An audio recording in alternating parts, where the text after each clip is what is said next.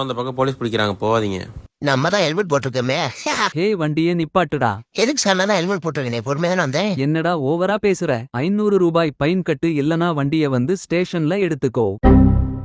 பையனா இருக்கிறது கஷ்டம் தான் போலையே. என்னடா இப்படி வலிக்குது? இது அந்த வழியோட பெருசா அவ்வளோ இருக்கு. ஒரு பொண்ணு பையனா இருந்து பாத்துட்டீங்க. அப்போ என்னடா வாழ்க்கை இது? ஆம்பளை பிறந்தது வாழ்க்கையை போட்டு எடுத்துருக்கிறாங்க. நான் மட்டும் பொண்ணா பிறந்த வாழ்க்கையே வேற மாதிரி மெஜாவா வந்திருப்பேன்டா. கோரிக்கையும் நிறைவேற்ற இப்பவே உன்னை பெண்ணாக மாற்றுகிறேன்.